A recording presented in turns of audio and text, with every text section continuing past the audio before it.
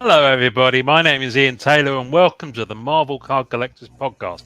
We've all changed positions. How random. With me this week is Jason. Hello. Josh. Hello. And from the castle of Upper Dack, out there in Carlsbad lands, is TJ Shevlin and Joe Sorensen. Welcome, Hello. Gentlemen. Hello. Thanks for having us. Thanks for having us. Thank you. It occurs to me, in fact, I'm going to move you two guys. We did this joke before we started, but I'm going to move you two to the bottom. So you're actually on the lower deck. There we go. Which means we're on top of you. It occurred to me, sorry, I'm going off on one now. Must be the whiskey. It occurs to me that we pay your wages. The amount of money we've collectively spent on EPAC and on physical products in the last year alone. To quote that wonderful film where the guy looks at Tom Hanks and says, "Look at me, I am the captain now." What have you got to say for yourselves? You know, I used to deliver for Amazon. And I would get to deliveries a few times, and a few people might feel guilty by ordering all the time, and I would stop by every day, and I would just reassure them, no, thank you. You are essentially paying my wages. So same type of thing. So thank you. Thank you, all of you. No, I'm also of the mindset that you guys buying means that what we do still matters, and that's a big deal for me. Yes. No, thank you. I mean, as I said before, thanks for doing another Eternal sale on EPAC. No, thank you. Half a dozen packs already. No, I've done a dozen packs since it went on sale earlier on. I have no shame. Speaking of people with no shame, Wesley has joined the chat. Got all the grey hair gents on the bottom row. I like that. Yeah, well, I think it's. I would have been great, trust me. And TJ next to each other, actually, because they are birth twins. There we go. In fact, Joe, what's going on, man? Joe, you're the meat in a TJ and Wesley sandwich. Look at that. Again? Okay. Moving on. It's all a little bit too white heterosexual on this podcast today. Anyway, so TJ and Joe, you're here to talk about something new that Joe revealed to us exclusively a couple of weeks back. Tell us what's coming and well, basically give me your elevator pitch. Okay. For fans who like the Silver Age, let me rephrase. For fans who love the Silver Age, we have our next iteration from the Fleer Throwbacks brand called Fleer Throwbacks 1959 to 63 Marvel Edition. We're hitting the sweet spot. We're delivering the same type of configuration, 3 cards per pack, 15 packs per box, 12 boxes per case.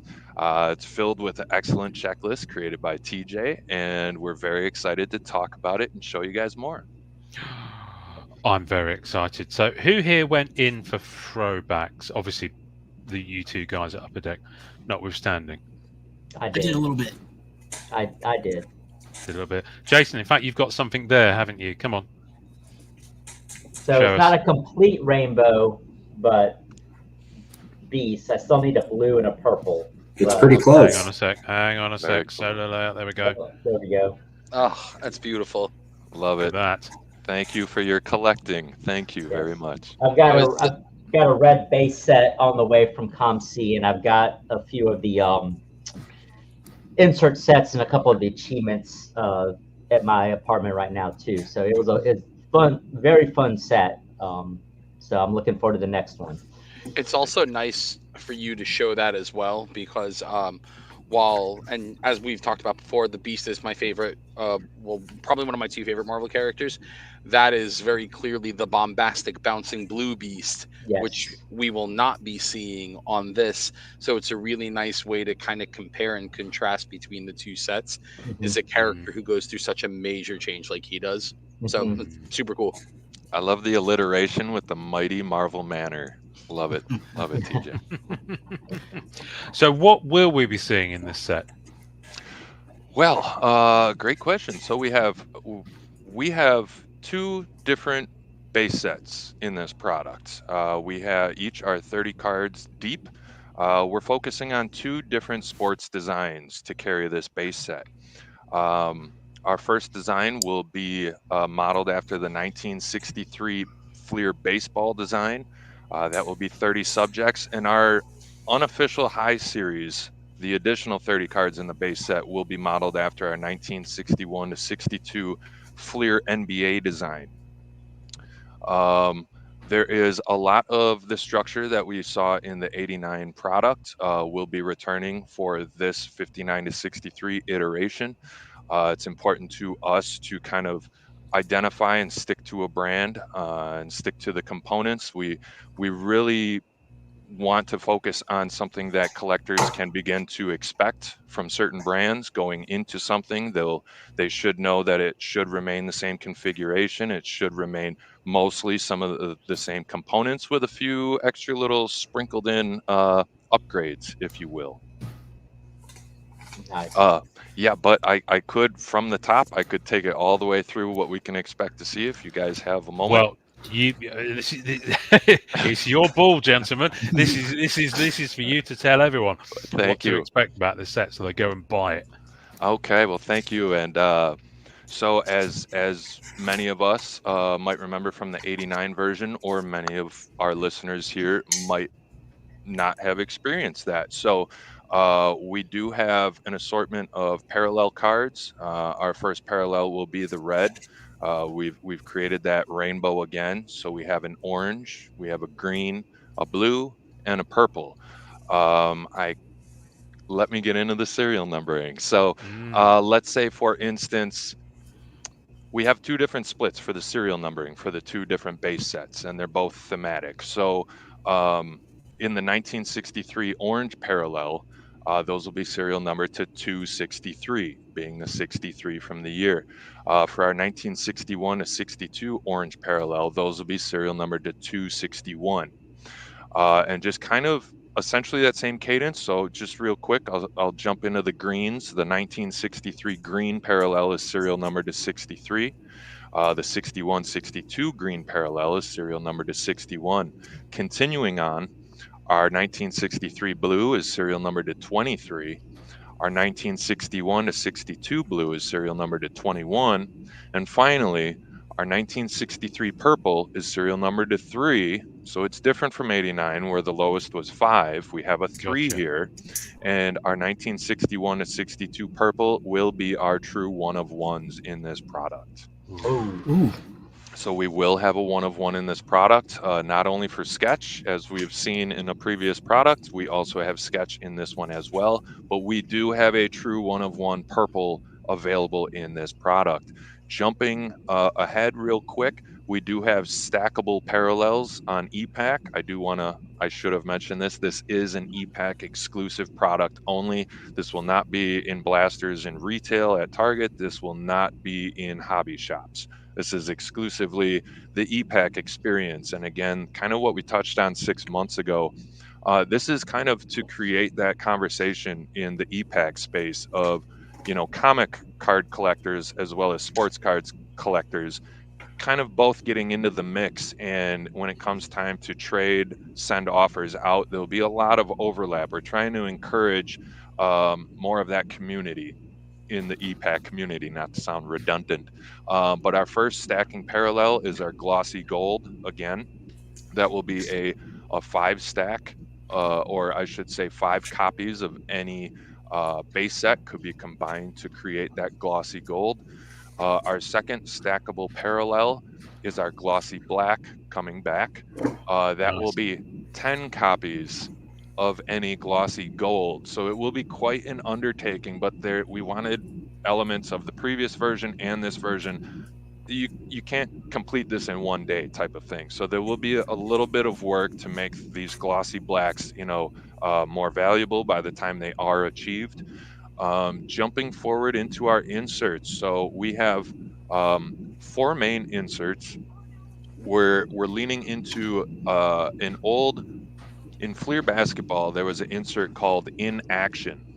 And it was essentially the basketball player in motion, in action, doing something of the sort, whereas in their base set card would be a static pose.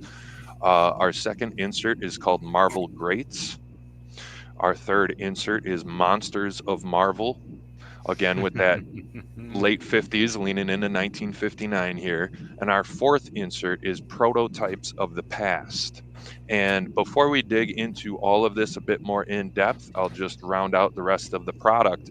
We have stickers. Oh, Oh, So nice. back in the early 50s, early 60s, stickers were kind of a big hit, big deal in card packs. And of course, when you fast forward to the 80s, 90s, when I was a kid, TJ was a kid, we'd put the stickers on the notebook at school or whatever, or on the bike seat or the bike frame, whatever, wherever it went, or the bedpost, for instance. But moving forward, we do again have the sketch cards. We do have specific sketch cards for achievement only with a whole different design modeled after the 1963 Fleer baseball design. So anyone who remembers the 89 product, essentially how we modeled those achievement sketch cards after the 89 design, we'll be doing something of the same sort here to set those aside as well. And finally, we have an achievement program called Comics Greatest Spider-Man Achievements. Oh, And so for our Spider-Man lovers in this particular podcast, as well as many of our listeners who love Spider-Man. So with the quick little breeze over, we can go in depth in any way, shape, or form with any of this. well, I guess my first question is, do you have anything you can show us? Yes, I do. Yes, I absolutely Nice. do. yeah. And if I'm allowed to, may I share my screen, please? Yeah, I think you can. Let me just how do I hang on a minute. I think present. I think I There we have go. it. I think you can do it. I think you can just Let's do it. see. From there. Okay, let's take a look. See, now I'm just looking behind you to see if there's anything secret on the screen. Oh yeah. Let's see here. Sneaky. So present slides. So I apologize to anybody here. I'm just trying to navigate here. No, Share that's okay. screen. That's all right. We're both Yeah. very new. Screenshotting your office. And for our listeners, I'm currently navigating the options here for the screen. So share a screen. Let's see. Window. Here we go. There we go. Okay. Can everybody see what's currently on my screen? Hang on a minute. You can now because Here I've it just. Oh, there we go. Hello. Wow. Love. That's, Oh my god. Yeah. That is beautiful. That's really cool. That was the response we were hoping for. So this, as we can see, is our Mr. Fantastic card from the base set. This is from the 1961 to 62 Fleer basketball design. TJ, if you would please, would you care to share any blurbs, any bits about any of the cards that I will be sharing coming soon? Absolutely. Yes, as we can see here, color matched with the character's primary color up here on the top, much like what we saw from the original Fleer basketball product. What we have is an image of Mr. Fantastic from that time period as well. TJ, how much fun did you have in building this base set? Oh no, it was a ton of fun. But here's the other thing about it. So there are a lot of challenges in building a base set like this. For example, if you look, we have Fantastic Four issue 1 is, Reed Richards, first appearance of the Fantastic Four, first Mole Man, except Reed is in costume on this card, and the Fantastic Four don't get costumes until FF issue 3. Oh, So yeah. that's one of those things where we have to be willing to kind of allow for what can be perceived as inaccuracies so that we can build a product that still feels exciting. Because let's be honest, in 1961, 62, if they were making a card set, they're not going to care that it says issue 1, but he's in costume here, because all that's going to matter is, does he look like the superhero? Yeah, they want the true form. Right. Exactly. So that was a big deal for me as far as the content went on this, was how do I allow for this legitimate sense of accuracy, but still make it exciting for you guys too. So Yeah. it was definitely a bit of a challenge there, but it's my favorite kind of challenge. Well said, TJ. I would have to say, well said. Yes. So, anybody, mistakes do occur. Sometimes they are intentionally done in order to elevate the collector experience, Yeah. as TJ mentioned. So, with that being said, I'm just going to jump into what our other base set component looks like. Oh, Ooh.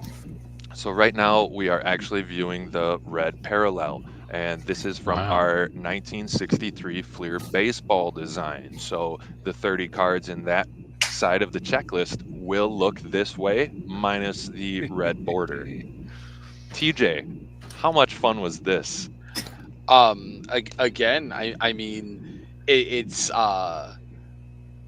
you know, fun through limitations. The X-Men debuted in 1963, and we have 2 issues that we get to use before we get to 1964. So there's not a lot that I get to do with the X-Men. So it really was about making sure that every image that we chose for the 5 X-Men, for Professor Xavier, and for Magneto, making sure that all of those popped. So because I think the only X-Men villains that we get, it's Magneto and is it Eunice the Untouchable? Yeah. I think it is. Yeah. So it's not a lot that we get to play with there, but it was very cool. Very cool. So, am I right in thinking that this is much like the other set? It's only characters that would have been around at that Mhm. at that period. Yeah. Absolutely. Great. Wesley, we're okay. But Not so here's where 70. here's where it gets interesting. Oh, Because you'll notice when you get through the base set, and am I allowed to give away a little inside baseball here, Please, Joe? please do, TJ. So, when did Captain America debut? I know. 41. 1941. Nice. But there is no Captain America in this set because the only appearance that Captain America has between 1959 and 1963 is an imposter Captain America. Cap doesn't return until 1964, Avengers issue 4, but within the time frames that we're using, there are no Captain America stories, so I couldn't you. use him in this. I'm with you. Thank you. You know. I did want to call out this tagline at the bottom. I have a note from Brand. This Marvel copyright on the card fronts is intentional and only for the viewership within this live stream. This tagline will not be on the card front of the actual cards. I'm with you. So the little black box that we're seeing just at the bottom of each card image is kind of like a watermark for your digital images that you're showing us now. Yeah. I believe so. This was what other departments felt they were comfortable with doing before providing it to me for the purpose of this broadcast. Yeah. No, that's fair enough. Good. Perfect. And as we can see here, this secondary image of the character in this, baseball diamond shape at the bottom is it's a lot of fun. So Yeah. obviously it's probably going to be quite a challenge to try to find, full body image secondary to include here, but we did go through those lengths. And to lift the pencils out so cleanly, or the inks rather. Yeah. Very true. So I'm going to continue on. Here is the third card we will see, and this will be our orange parallel of the 1961-62 portion of the base set. Nice. it's, isn't it like, didn't they just have some found in a box somewhere, a 61 Wilt Chamberlain that was the only one that scored a 10? And it looks Wow. just like this. Did anybody hear about that? Just talk about going from sports to, yeah, it looks pretty good. I didn't hear about Great. that crazy find, but yes, this was essentially the reason we picked this design was how important, how famous that Wilt Chamberlain, his rookie card, made this set. So Yeah. around that time this year, this was something that made sense to a few of us internally, and we just ran with it. It looked great. Thank you. We will move forward. This will be okay. This is one of our glossy gold parallels from the 1963 baseball set of the base set. Again, achievable through stacking on EPAC. TJ. Yeah. I don't want to offend anybody, but when I hear the name Namor, I've made a joke with Ian before. I always think no more. But anyway, so with that being I said, always just say fucking Namor.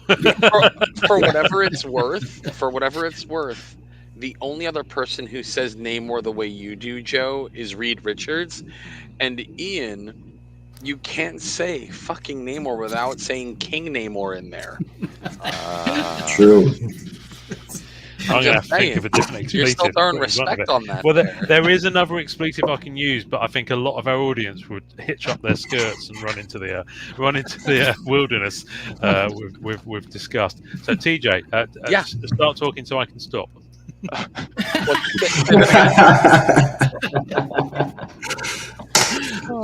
that's great. I'm just thinking about the Namor metallurgy I hit, and I wanted to throw it against the wall.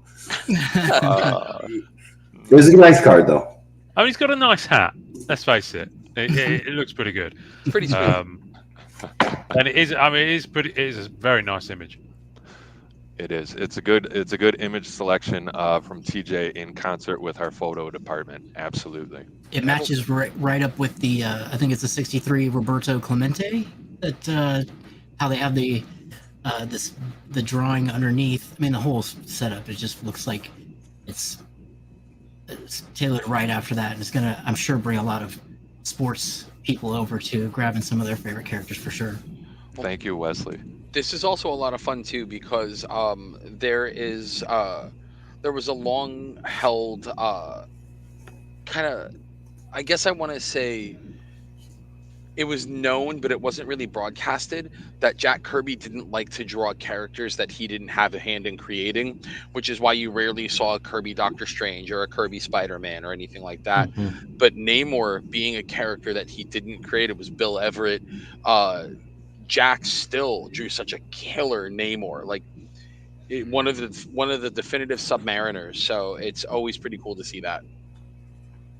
Definitely. It's that Definitely. chair. It's that fish chair he's sitting in. I was just gonna Yeah. call attention to that. I tried to Some sort of convince my wife to clamshell. let us get one, but she shot me down. Did you put that in the bathroom? Yeah, she said the idea was fishy. It No. stunk, right? Oh It my stunk. goodness! Yeah. So How how long have many- you had that up your sleeve? How many images are you guys given per character to choose from? That's a good question.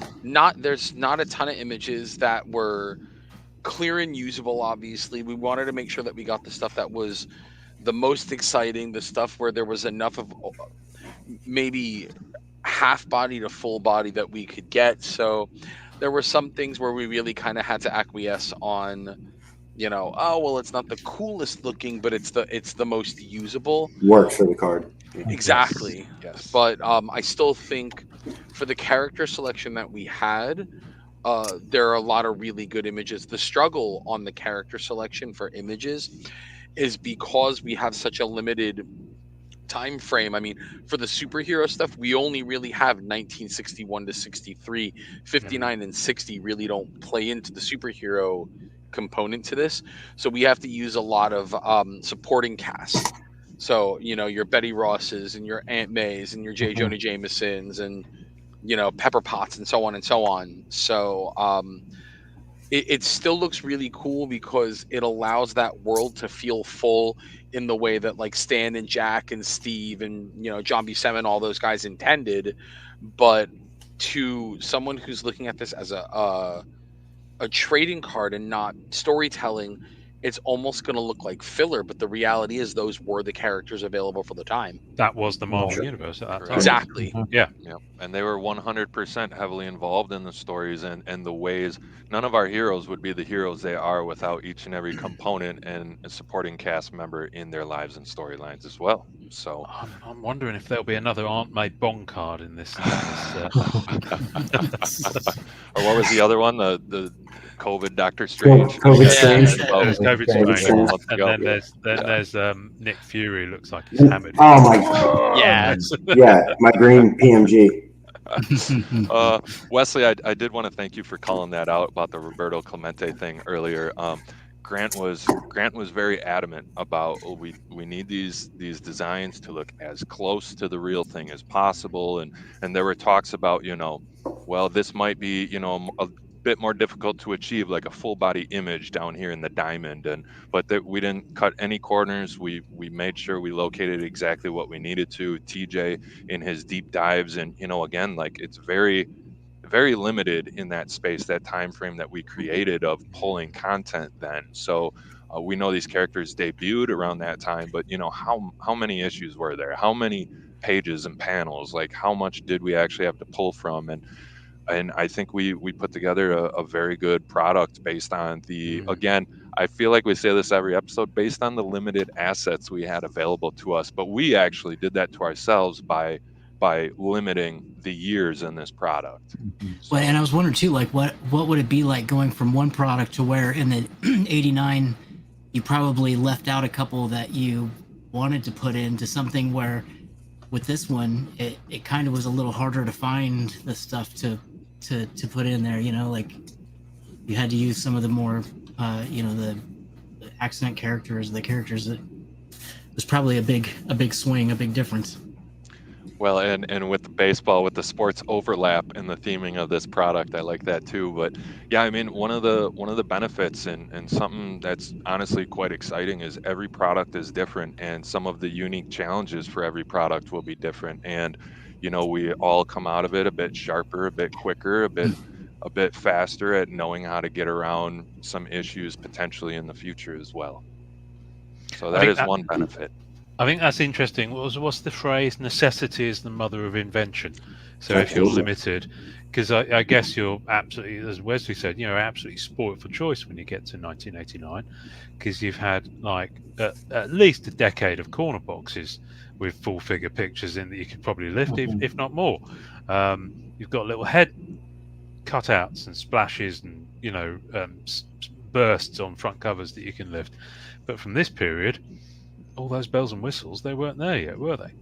Correct. And speaking of bells and whistles that weren't there yet, we also limited the technology in this product to what was around in that time frame. So, there won't be a gloss on any of these cards again, much like the '89 product, because cards just weren't really glossy around that time. However, we do have the stackable parallels will remain glossy, our inserts as well. But as far as the feel of that, the paper on the base set will remain a vintage type of feel. I will say as well, one of the things that is really cool about this set, in talking earlier about character limitations, the villains outnumber the heroes in this set technically by 1, even though from a count of names, we have 19 heroes and 19 villains. Technically, we have 18 heroes because Hank Pym shows up twice as Ant-Man and as Giant Man. Gotcha. Okay. But, yeah, it's 19 villains, 18 heroes, and 12 civilians. Wow. Nice breakdown. Okay. So that's pretty cool.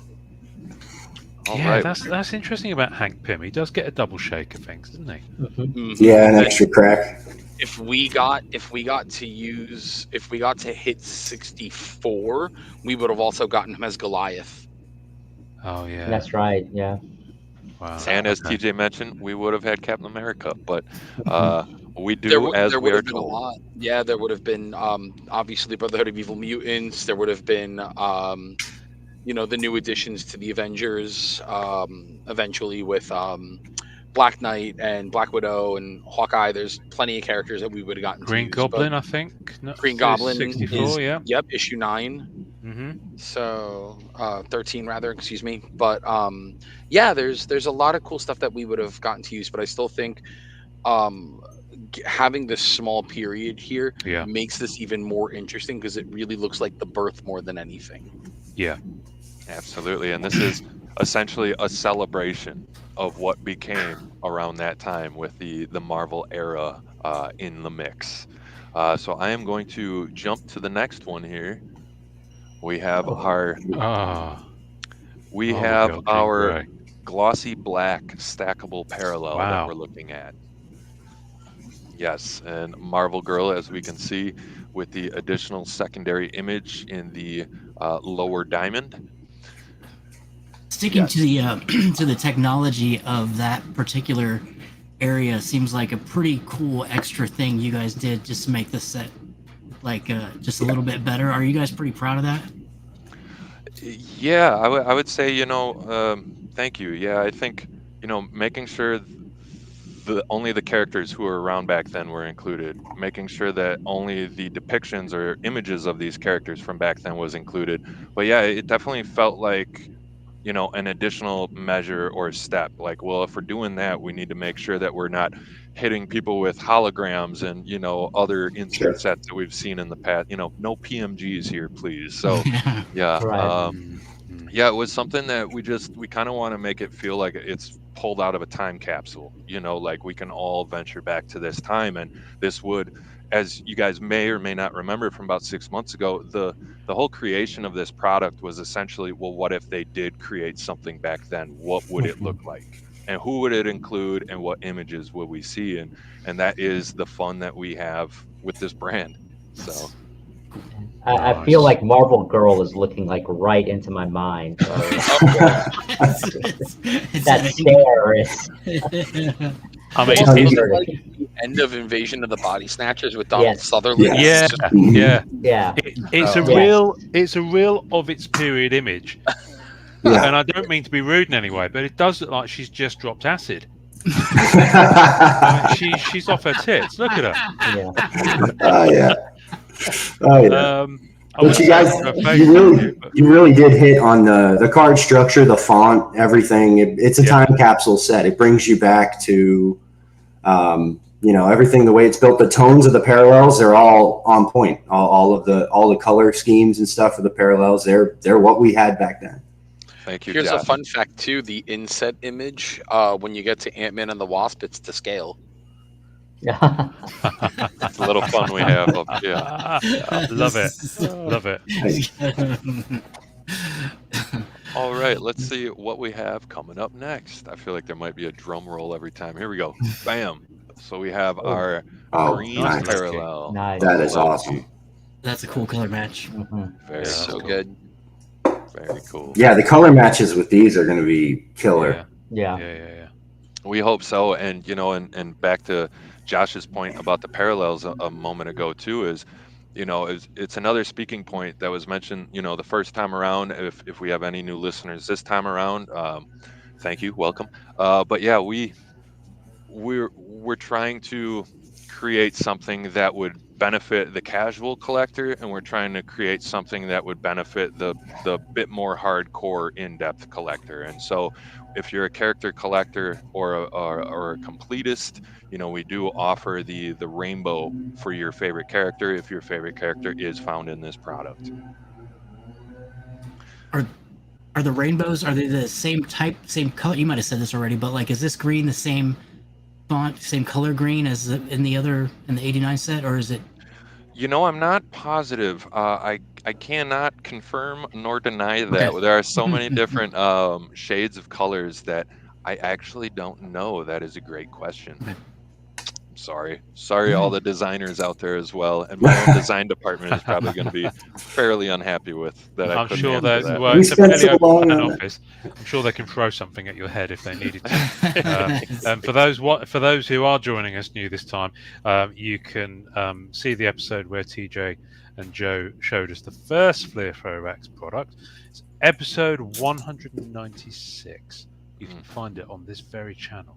In fact, I'll put it as the suggested video at the end of this episode. So all you got to do is finish watching this, click on the little thing that pops up, and you're off to the races.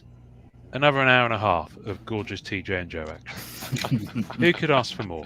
And I've already got your intro. This is all coming together beautifully. And it's like a throwback in itself too, so it all It dovetails is. nicely. It is. It is. Wow. It is. It's quite meta. Yeah, I was just going to say it. Like Inception, the dream within a dream. Here we go. Yeah. Okay, so our next one here we have. Oh, that's I- uncanny issue 1 cover, isn't it? Yep. Correct. Yeah. Cyclops. I love it. And we can see in the lower diamond section, he's calling his shot like Babe Ruth. He's about to light up the whole scenery with his optic blast. He's just letting people know. I'm wondering here if my friend Brandon, who's an Iceman collector, is going to be cursing this. Is that a little bit of Iceman? That is Mhm. little snow boy down there.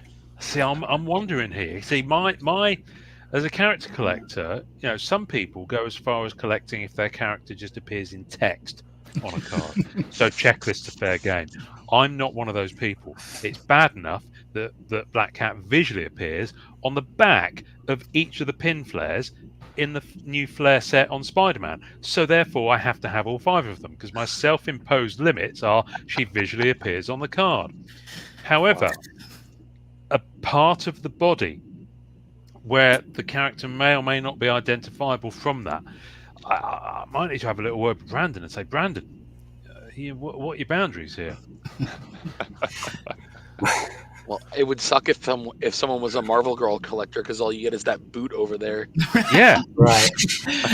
And they but didn't for know some until Marvel right Girl now. collectors, that's Well, enough. Yeah. But what an amazing boot it is. Yes. Well, I think I see the card I made rainbow. I mean, I know there's more to show, but I really like that image. It's a great shot. Thank you. Yeah, and that is what we're looking at. This will be our 1963 blue, so this will be serial number to 23. That's Ooh. blue. Okay. That is blue. So Okay. we have a little bit of a darker blue here, but as we can Okay. see with our purple moving forward, it's a little bit of a lighter purple. So Okay. maybe this answers Wesley's question before about are we using the same shades.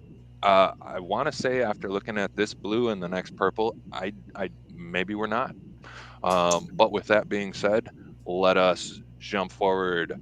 We have our purple Okay. Invisible Girl. So this will be serial number to 3. This card we're looking at right now. Wow. Okay. And it looks like she just watched Marvel Girl drop acid. And she got a ride from her that night. So Or she dropped it with her. Yeah. But it's the 60s. You know, this stuff happened. Nobody to read. One of these days, I really want, and I've said this before, I'd really love for someone to do an Invisible Girl card that's actually just blank. Yeah, you where it's Someone's gotta have raining. the stones It's just to a do it silhouette. at some point. Even if it's just like a variant, like a 1 in 10, you know, like I love that. But no, I mean these original. I mean, I'm not a big Fantastic Four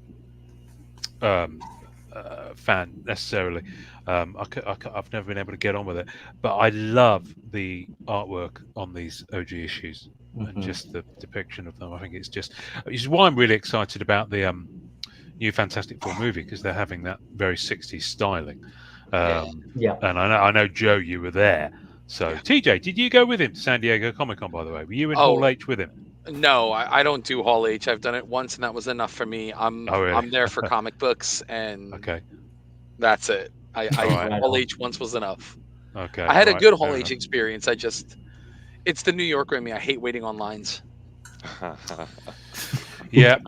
Fair enough. I can. Yeah, I'm English. We queue for anything. So I was just gonna say, you guys love your cues in Yeah. English. Yeah, we do. Yeah. Queue up. Now queue up.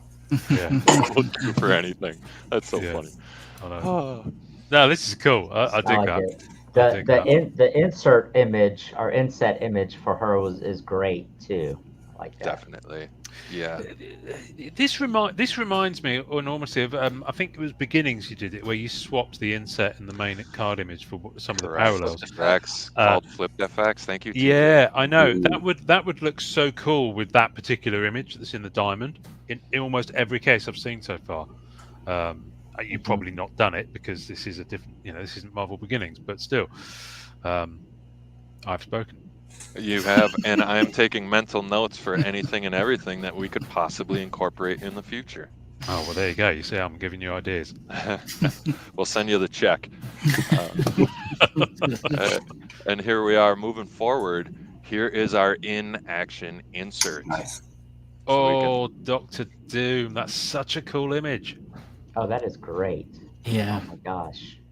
That's so cool. There's a lot of big Doom collectors, even before the Hall H this year. Doom has been absolutely. He's very popular. I think I'd even go as far as to say he's probably almost the most popular villain character aside from maybe Venom at the moment, amongst a lot of collectors. So this to me was really cool doing a set like this, because while Spider-Man is my all-time favorite Marvel hero, Mhm. my all-time favorite Marvel villain is Doctor Doom. Mm. And this set, he shows up all over the place. It's chock full of him. It's still a perfect design, even with minor little, redesign stuff like that here and there. It is a perfect costume, start to finish, and just the way Jack draws him, there is no character that has a greater presence as far as command of the space on a page the way Kirby Yeah. would draw Doctor Doom. And so getting to do that on these cards, I think was also like not a challenge in the sense of like, wow, this is really hard, but in the sense of how do you keep all of that like Jack Kirby, Yeah. And Wow. I think here it's a slam dunk. I think we nail it.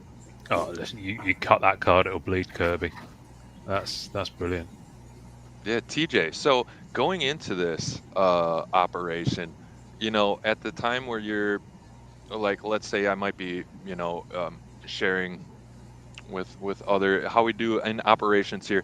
When you learn of this product, did you immediately have an image in your mind for any of this stuff? Like, oh, I'm absolutely going. Oh, Knowing you, 100%. you're probably like issue 1, page 9, panel 2, top right, going there. There was a lot of that in this, and it's just because anybody, no matter how old you are, if you've ever worked in a comic book store, the first thing that you want to do is hold old comic books. You want to hold all those cool golden age, silver age, and bronze age books, and Mhm. get a feel for stuff that you're never going to be able to afford, but it's, oh man, this is as close as I get.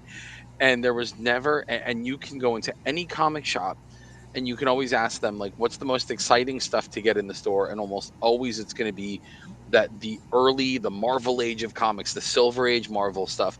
And so immediately in my head it's, well, I know what Spideys I want to use, I know what Doctor Dooms I want to use, Doctor Strange, like all that cool weird Steve Ditko, like Vincent Price looking Doctor Strange, Yeah. exactly what you want to lean into. And so when Joe gave me the build, and I was like figuring out like how I'm gonna, fill the body with the guts here. It was like it was just, oh man, it was so much fun. Excellent. Yeah, so we're looking at one of the 10. It dawned on me I didn't share how large these insert sets were. All 4 of the insert sets are 10-card insert sets. So what we're looking at here is one of the 10 in-action inserts. I also wanted to call out that there are 10 unique stickers as well, and we will get moving a little bit further here. So moving along into our Marvel Greats insert set. Oh, OG That's- Iron Man. Look So at that. this That is is cool. picking up the 1961 Fleer baseball design. So I did want to mention then too that we actually leaned into about 5 or 6 different Fleer sports products from this time frame for elements of what this product will look like. And so for this particular insert, TJ, how and why? And it looks like he's coming down from space, but no, I love it 100%. Mhm. No, this was fun. Give me a sec. I'm pulling up my list for this one as well. Sure. This is an Iron Man who lives where it snows. Check those boots out. You see the Yeah, thread? in those Yeah, the treads on them and all that, right? The moon boots. Yeah, the Marvel Greats insert was super cool as well.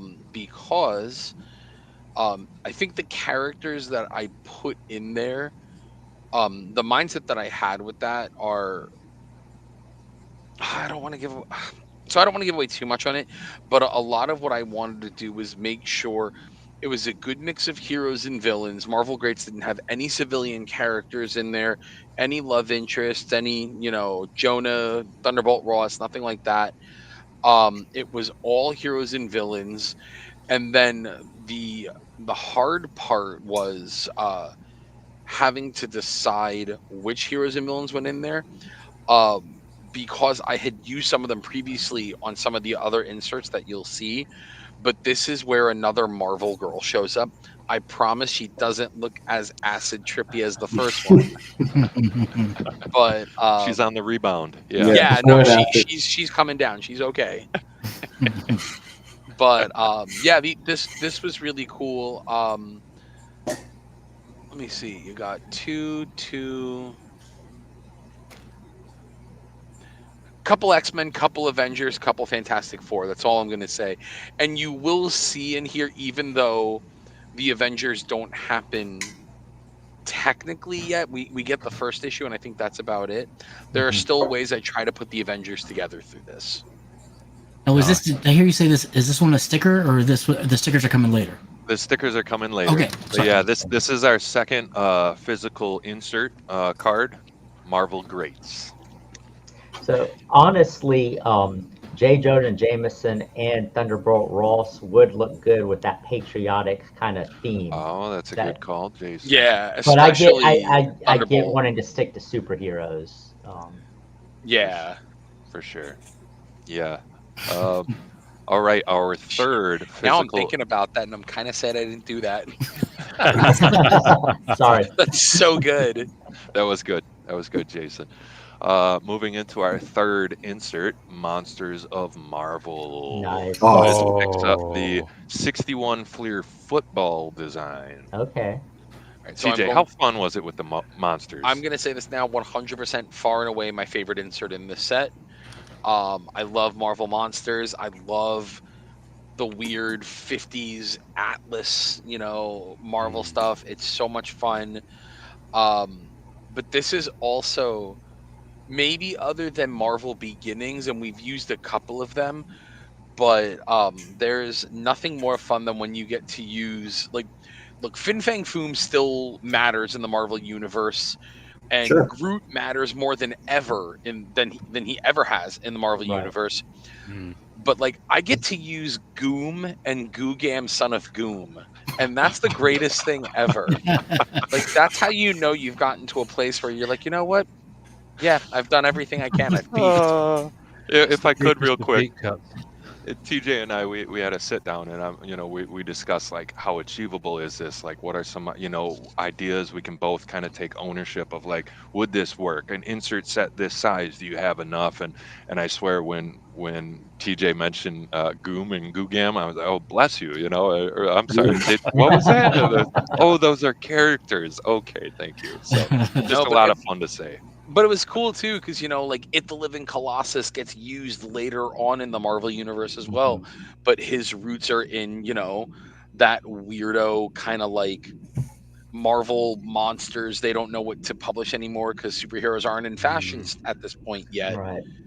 So it's romance and horror and war comics. So it's all stuff that's really cool, and it's nice too because beyond Fin Fang Foom and Groot, so many of these characters eventually get used again in Monsters Unleashed over at by Eric Powell when he was doing that for Marvel. So it's always fun when you get to see publishers take those roots and find ways to make them still usable and still relevant.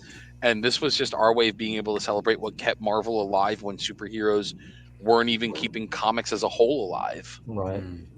Well said. And speaking of color matching, we have Fin Fang Foom with his color matched underoos. Moving on. Moving along, we have our fourth and final physical insert set. I keep saying that for some odd reason. All of our inserts are physical. I'll touch more on all of that stuff when we're finished viewing these images, but here's our fourth insert set called Prototypes of the Past. This picks up a 1960 football design. So this is the other insert that I really liked, and I have to tell you, I'm a little, and this isn't Joe's fault at all. We were kind of given what we had to work with for what we're doing here with you guys today. The Hank Pym one, to the naked eye, it's how is this a prototype? This makes no sense. But Tales to Astonish 27, for anybody who's watching who doesn't know, Hank Pym was just a scientist who creates this gas that allows them to shrink down to ant size. There was never an intention of using the character again. It didn't matter. And then it was, oh, okay, we got to create more superheroes. What about that Shrinky Book guy that you did? Let's take him. And so you get, Tales of Astonish 34, and lo You're and off to the behold, the races. astonishing Yeah. Ant-Man is born. Exactly. Right. But what's really cool is when you get past the Hank Pym one, because again, that's the Hank Pym one is easy because nothing changes other than him becoming a superhero. But all of the others that we get to use in this insert, you'll see characters with names like Hulk, or names like Magneto, or names like Electro, or names like Doctor Strange that have nothing to do with the characters that they look like, the ones that you immediately think of. It's all of these, again, late 50s, early 60s characters that they were trying to throw at the wall and see what sticks, Mhm. basically. And every one of them that's in here, it's pretty cool. Like, I mean, Dr. Droom is in here, which eventually becomes Dr. Druid, which, as I've said before, in 1989, he's the worst Avenger ever. So it's always cool to see what didn't work, and then they take it to try to make it work again. We've Hulk in here is the prototype for Hulk, but he is the villain Zemnu. So that's how he starts. So he's technically in this set too. I don't want to give away more. I could gush about this insert. It's super rad. I love it. I think it's boss as hell. So yeah, it's great. Thank you. Yeah, this was a Grant conversation. He started rattling off. Well, did you know that Magneto, and he starts listing off other characters and Doctor Strange and others and other characters, and well, they were actually based on or prototypes. Right. They had First prototypes. attempt Yeah. So to create. as TJ mentioned too, yeah, this one may have been I don't know about more labor intensive, but I think on the collector's side, they might spend a bit more time with these cards and reading the backs and trying to figure out, like, okay, well, this might be, if there was a point in any of this product where a random collector might not know as much about a particular character, I'm pretty sure they're going to find something in this insert set that they're going to pause and they're going to read and Yeah. read slowly, and they're going to probably Yeah. find out something that they didn't know before. Did we lose TJ? Oh, actually, I sit near him, so let me just. I think here he comes. He's back. There he is. He's back. Oh. All right, There he there is. we go. There Okay. you guys are. Yes. All right. So that rounds out the four inserts that we Joe, have. I did want to bring up real Oh, fast. please. Yeah. This is going to be a difficult insert for character collectors, because if they're a Hulk fan or a Magneto fan or a Doctor Strange fan, how is it going to fit in the characters that they collect? But I think, again, that's where the fun in all of this is going to be. Absolutely. And if you're a character collector and you don't know their origins, then are you truly a character collector? Right, absolutely. So this might help with many people. But moving forward, we have something. We're excited about this whole thing, but this next one's pretty exciting too. Our stickers. Oh, So nice. this is modeled after the 1961 Fleer baseball team logo designs. However, we did not want to lean all the way into logos. We have a couple. We also have a couple, as we can see here, with character heads, as we can see in corner boxes. But yeah, TJ, how much fun was the sticker set? Well, this was fun because I got to theme all of this. So when you guys get each sticker, you'll be able to pick up what the theme of it is, and not all of it is based around, like, oh, how can I put this? There are some where, remember, a lot of the Marvel books at this period are anthology magazines. Right. So there are characters that you're going to be like, why are they together? And it's because they share the same book. Yeah. So it's a lot of fun. Like, there's one for Strange Tales, one for Tales of Suspense, one for Tales to Astonish, one for Journey into Mystery, but it's very cool. And all of those Nice. huge titles back then. Yeah, so it's going to be a lot of fun. Oh, that's that's cool, because those books had, like, the front story was one character and the back story was another character. Yeah. Absolutely. Now, I think we're getting toward the end of the line here. No, we have Mr. Hunched Over Mr. Fantastic. who ate a bad burrito. I'm just joking with that. Actually, let me just take a look. I probably should have previewed these cards before we started rolling, but this looks to be another of our base set from the 1963 baseball design. As we saw at the beginning of the loop, we saw Mr. Fantastic's 1961-62 version of the base set. So this would be his second card in the base set. Nice. Either that or he is yeah, I'll save the jokes. But there's so many uses for this power here. Yeah. You don't even have to really find a bathroom from where he's at. Just, aside from the obvious performance enhancement issues.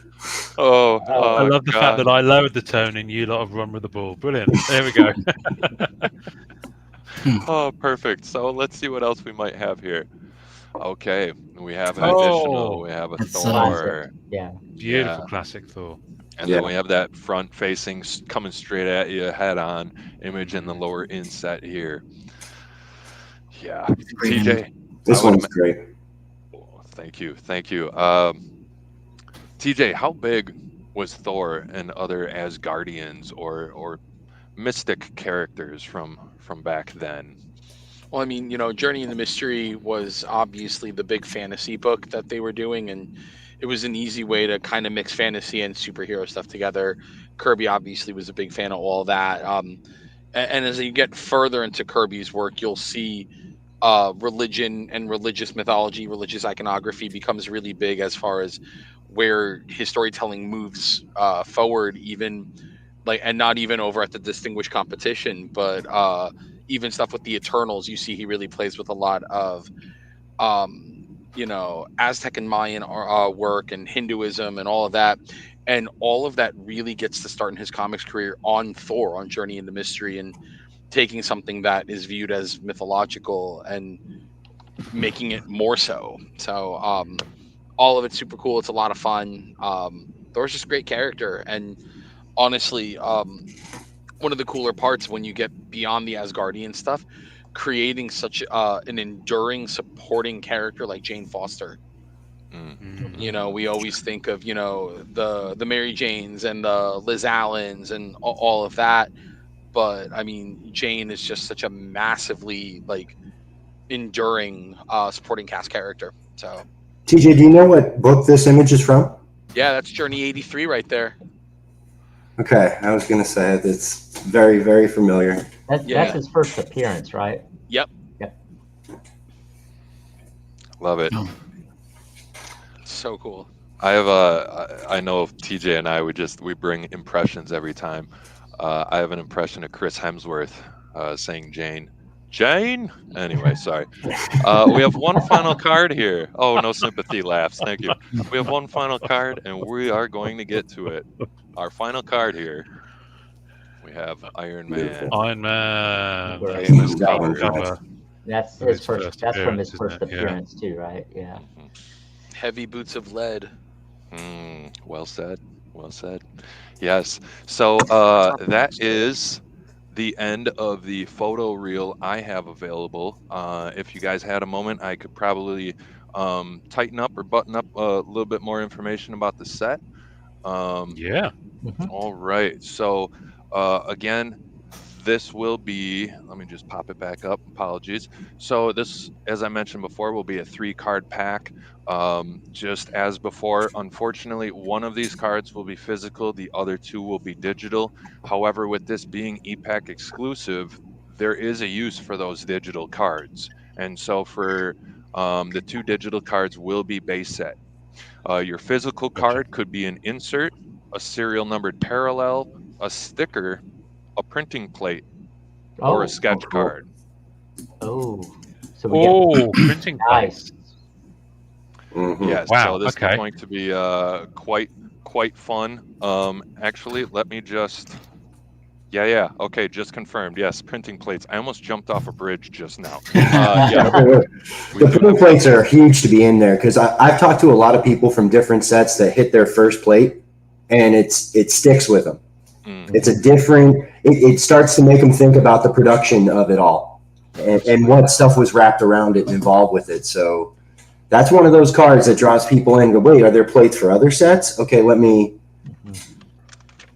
I think this always gets me thinking about the whys. Okay, and what I mean by that is the why didn't printing plates make it into Fleer 89? Because I know that Jason would love a printing plate to go with that rainbow, and I'm often wondering if that's a decision that's taken because it's new, or because of budget reasons, or that because they are. My understanding is they are genuinely used in production, and I've got them with ink splodges on, with scratches on. That you can tell they've been used. Sometimes they might get so absolutely screwed, or it could be a production process that doesn't allow you to use them. I'm never sure which it is, and it might be a different answer for different sets. That is true. It's kind of situational. If we don't claim them from a vendor, they say they wash them and use them for something else. Apparently, they can be washed, scrubbed clean, and reused for other applications. Interesting. I will fall on the sword here. The reason they were not included in the 89 product is because I didn't know enough to know enough at the time that I built that product to include those. I had been informed after the fact these printing plates exist. We just have to request them back from the vendor. And so I did not know enough to know to do that at the time. So knowing what I know now, they are here. Apologies about them not being in the 89 set, but hey, we are moving forward, trying to learn of ways of doing things better. Oh, sure. There you go. Have a word with Lenny over at the factory. I'm sure he's probably got one. He's got a whole closet full of them. Sure. Yeah. Oh yeah, I washed them. There is. I washed them. There's a guy on eBay I found who used to work, or a family member used to work at one of the printing places that printed Marvel comics, who was putting on loads of printing plates from front covers that were actually used. And some of the stuff he had, I mean, they were like 4 figures. Wow. And they were going as well. Every time he'd list a new batch, they would go. And I know I know especially the older Marvel comics, that stuff is a whole different breed of collector. You get into the original art territory, and the people who can spend a lot of money for that stuff. So, but I always find that stuff fascinating. Sorry, segue. Printing plates. So they're going to be in Gen Pop, or they're going to be kind of achievement based? No, they're in the product. They're available for the general population. Nice. There will not be printing plates for every component of the product. However, there will be for the entire base set, and there will be for the 4 insert sets. So no printing plates for the stickers. I believe it's a slightly different process, not positive. But yes, we will have printing plates for the 2 elements of the base set. We'll have it for In-Action, Marvel Greats, Monsters of Marvel, and Prototypes of the Past. Gotcha. Where's the? I think you're about to say something. Oh, sorry. I'm sorry. Was it 4 plates per character or 3? That's correct. 4. We print with a CMYK color scheme, and so yes, there will be 4 per character per subject. Now, are those 4 plates used simultaneously in the print process? Do they stack the plates, or do you know how it's? Actually, I'm not positive. That's a great question. Because I had a few people ask me as far as how does it work? Is it sublimation printing? Is it there's a few different ways, and so they're curious. And like, do the cards stack? Do over one one card first, the second, then third and fourth, and the 4 build the image?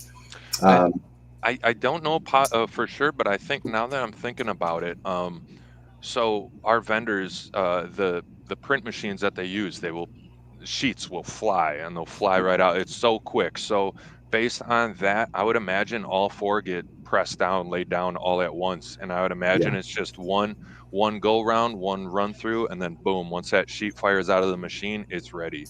So I don't believe it's take the yellow, come back for the magenta, come back for the cyan. Due to the space and the machinery, I'm pretty sure it's just one pass. And you'd have misalignment issues. Absolutely. Yeah. That's a good point. Yeah, my question was, if I remember right, on the first set is for the sketch cards, they had to be themed a certain way. Are these sketch cards going to be themed a certain way as well? That's a great question. Great question. Yeah, absolutely. So I'm just looking back through the paperwork here.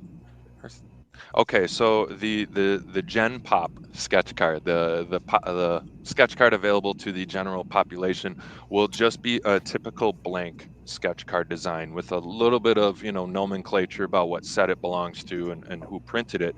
But the basic, I shouldn't say basic, the regular sketch cards will just be a regular blank design with a couple call outs similar to what we can see in other products. Mhm. However, the sketch card achievement will have the 1963 border around it, much Nice. like we saw in the previous version. The 89 Marvel version had that 89 pinstripe border for the achievements Right. only.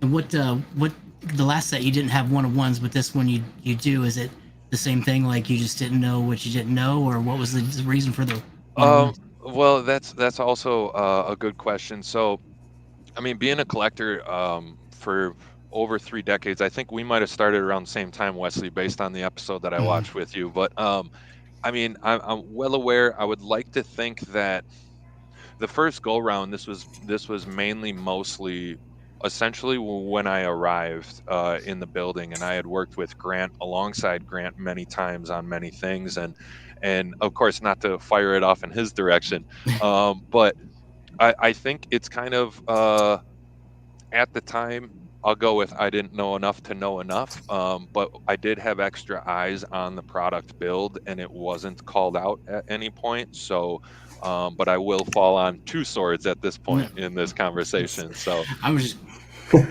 just curious, and I'm excited too that we're gonna have some one-of-ones in it too. But that's Well, it's all right for you. You've pulled one already this year. no, that's right. Mhm. Yeah, yeah. It's yeah. Platinum one at that. Right, and oh, it's nice. yeah, and the guy has it now. It ended up grading a PSA 10 too. Ooh, Yes, right. Oh wow. yeah. But yes, that is Wow. exciting. You rarely see a one of one grading at a 10. It's Yes. unfortunately when I see the one of ones, it's like a 7, 8, whatever, and people Mhm. you just have to live with it because it's the only one out there. But Yeah. Yeah, it's platinum though. You could throw that stuff at the wall and it'd still come back a 10. Oh. I mean, seriously, there's very little card in it. And actually, speaking, since it's on topic and since it's the Oh, character that TJ called out before, so Oh, I hang just on, I had to let me make I had to that buy big. the base set single of Doctor Doom here, So and good. actually, Oh, nice. Yeah. and actually, my two favorite villains for decades have been these two right here, Magneto and Magneto and Wow. Doctor Doom. Yeah. So Have you seen the variant? Well, of course you've seen. What am I thinking? The variant for Doom there with the two with the alligators. oh yes, yes, yes. I believe TJ, did you work on Platinum? Not to deviate too far, but A little. I did a little bit of platinum. I was lucky enough to be on that when. So we had nobody working on that because I had just started, so it was kind of sitting there. But that was the first product I got to work on where there were creators from comic books working on original art for us. Oh, So Todd Nowak, Bill Sienkiewicz, Mike Allred, Dave Dorman, like all these like heavy hitters there. So yeah, Blue that was exciting. I love that. yeah, I'll use a TJ word. That was rad. Rad. It certainly was. We're showing our California location with that one. I have one final component from the product that I forgot to touch on. And TJ, if you would please, let's talk about Comics Greatest Spider-Man achievement cards. There are Ooh, 9 that was total achievement fun. cards. What can you tell us about that, TJ? So that one was super cool because obviously there's only a handful of appearances of Spider-Man between 61, 62, and 63. So one of the things that I wanted to do was lean into the fact that almost out the gate, Spider-Man was insanely popular for Marvel. So each of these there are two things. One, it's all of the first appearances of the initial Spidey villains, and then there is a team up in there, and it's Strange Tales Annual #2, which is the first team up solo of Spidey and the Human Torch, and it kind of starts that rivalry and that friendship and all that, because it's the only two Marvel characters that are teenagers, but obviously they're both not sidekicks, which is unconventional. So they were really smart about starting a rivalry there between the two of them at that period. And so for me, on a something like this, like, how do you pass up the opportunity to put them together? That's a great point.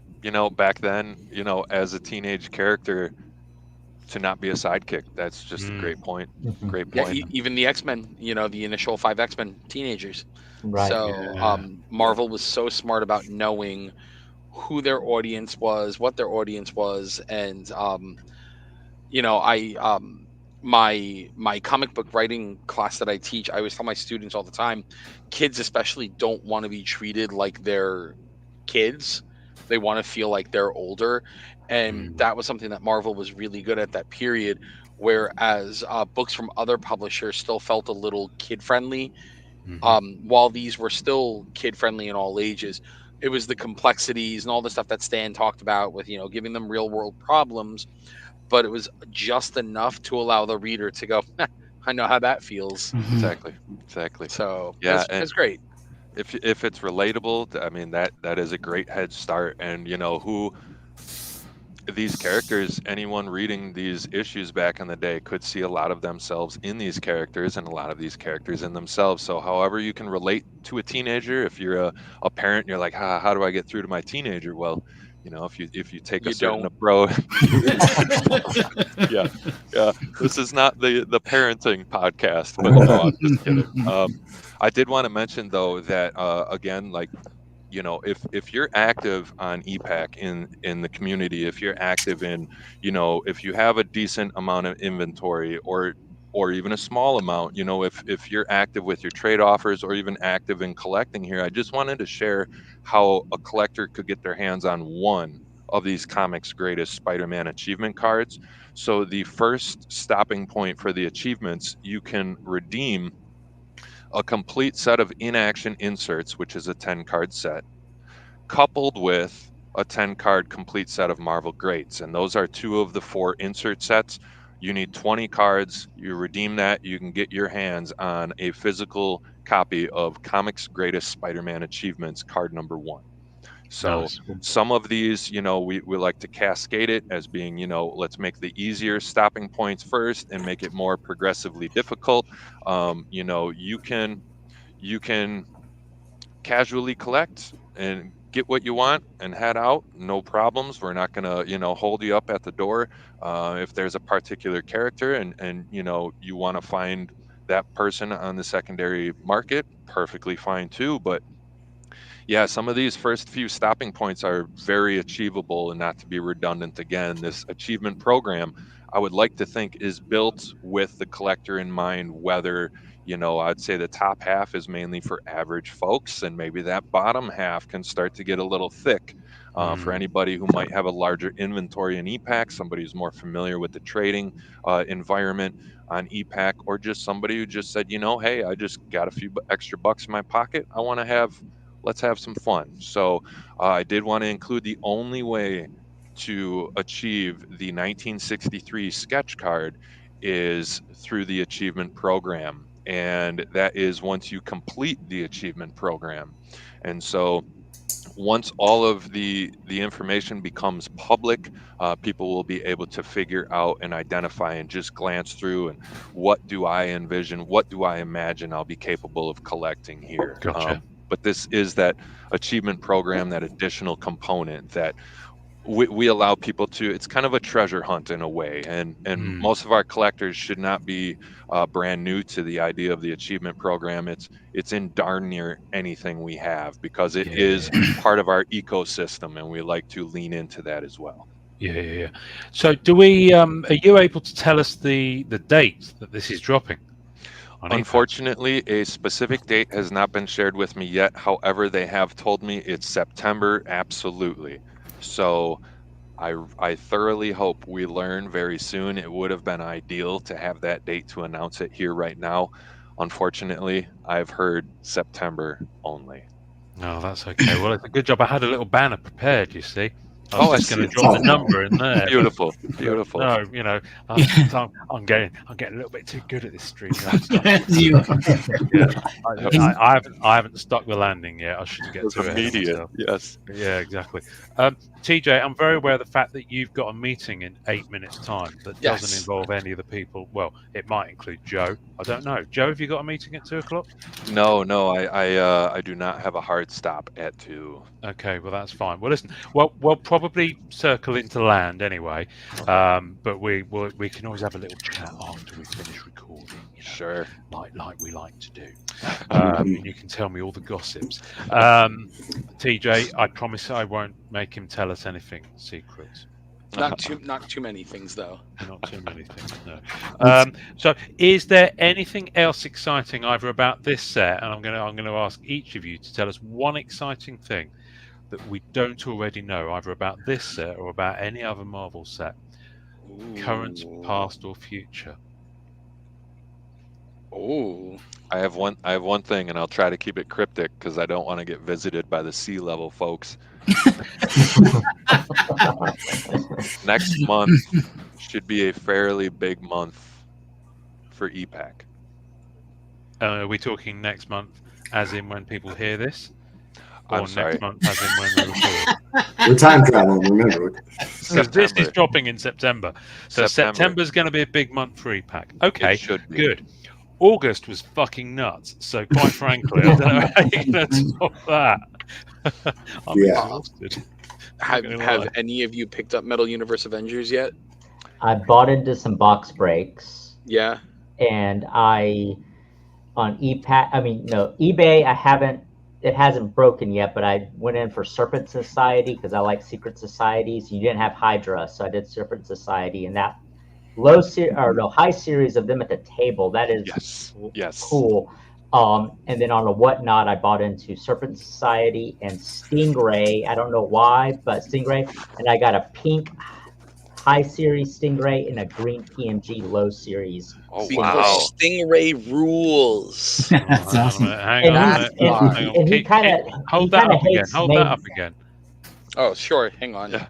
And again, because Stingray rules. It is one of the best costumes ever. That is a great costume. Hasn't changed since 1965. Yeah. It is awesome. That's cool. He hasn't changed I've since been picking up. 1965. I've been picking up some of his cards lately. I love it. I like his costume. I was adamant when I got here. There were two characters I wanted to see more of in our cards, and it was Stingray and Jack of Hearts. Just because I think both of those costumes are killer. And I've been able to successfully make that happen. But I will tell you this, as far as Metal Universe Avengers goes, it is, and honestly, truly, and there are so many sets I've gotten to work on. 1989 was like one of the ones that was closest to my heart as far as my roots being a comic book reader, comic book collector, comics pro, all of these things. Metal Universe Avengers is my favorite set I've ever worked on. It is the most satisfying. So many things that I wanted to do, so many ways I wanted to see Marvel Comics represented, all happen in Metal Universe Avengers. And when I tell you, like, everyone, number one, is going to love it. Number two, it's my favorite Beast card we've ever done. Both Beast images are really good. Thank you. Oh, I wonder who ensures that happens. I was adamant about the image that we chose for Beast on this, and it's amazing. I'm very happy with that set. Well, it's the Beast that everybody kind of knows. Oh, I mean, here, do you guys want to see it? I have it here with me. Perfect. All right. I really wanted to use. There's a variant cover for the X-Men, which is ironic because this is an Avengers set. It was J. Scott Campbell, Beast, and Shadowcat, my two favorite X-Men. And so I wanted that image of the Beast. Sorry. That's ridiculous. Because awesome. I didn't want to do the typical Jim Lee route. I also, as much as I love Perez's Beast, I didn't want to use anything from that period. And so with this one right here, it kind of tapped into, while it's modern artwork, one of my early points to the Avengers when I was a kid, Beast was he was back with the X-Men again, but he was doing a little like moonlighting team up with the Avengers. And yeah, I really wanted to use that. And the best part was, while that's an X-Men image of the Beast, there's no X logo on his belt. You can't see it. So it was still a nice way of allowing it to be an Avengers Beast. So, but Did you say it was J. Scott Campbell? Is that who that was? Yep. Here, I'll pull it up once more. In fact, I think I have 2 Campbell cards in here. Oh, hello. Oh, yeah. Is it Jessica Jones? Yes, it is. Yep. Okay. Mhm. Very nice. Yeah, these are beautiful. What am I doing? Hands. What about opposite? Yeah. There we go. But yes, I love those. Wow. I think every character's card in here is insanely cool. I mean, John Romita Jr., Ed McGuinness, Jen Bartel, you name it. Someone rad is on there. And then, Nice. Avengers villains don't get a lot of love because they're not like visually as cool as like the X-Men villains or Spidey villains. But this is where you get Whirlwind and Dread Knight and characters like that. So yeah, like I said, my favorites that I've ever worked on. So I can't wait for you guys to see it. Cool. Awesome. Cool. Well, hopefully we'll be opening a box very soon.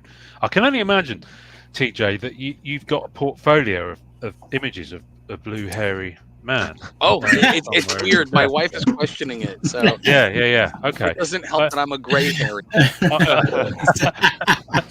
I look like first appearance furry beast. on that note, wow, I'm not going to go down that avenue. Let's move on. Let's move on. In fact, let's land this jalopy.